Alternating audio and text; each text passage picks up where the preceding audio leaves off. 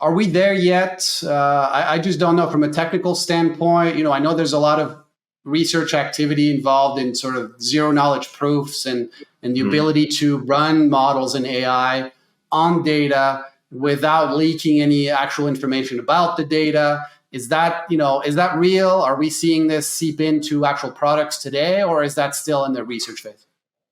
Yeah, definitely. So there are definitely these kind of technologies, broadly summarized as privacy enhancing technologies, that can be leveraged to help mitigate risks along this whole chain. And this is what we naturally support. So different privacy enhancing technologies can be leveraged in our product, and we have built-in modules for that.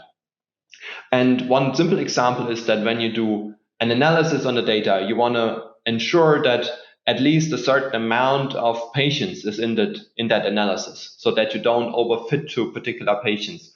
And we refer to these as controls broadly, and we have several of these controls in place. So controls on what data is going into the analyses, controls on what data is returned, also controls on what is actually in the results that are returned to the pharmaceutical company. Because if you have a machine learning model that you train on data that then overfits to particular data, I mean, you can construct attacks that allow to steal the data, right? By overfitting the model purposely, on purpose, to the data, you can take out the underlying data.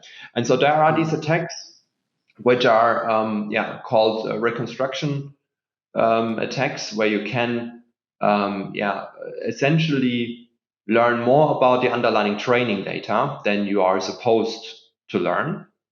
And there are ways to mitigate this. So where you have assessments of the results before they are returned to check how high is the risk that actually something is in that trained model that shouldn't be in there.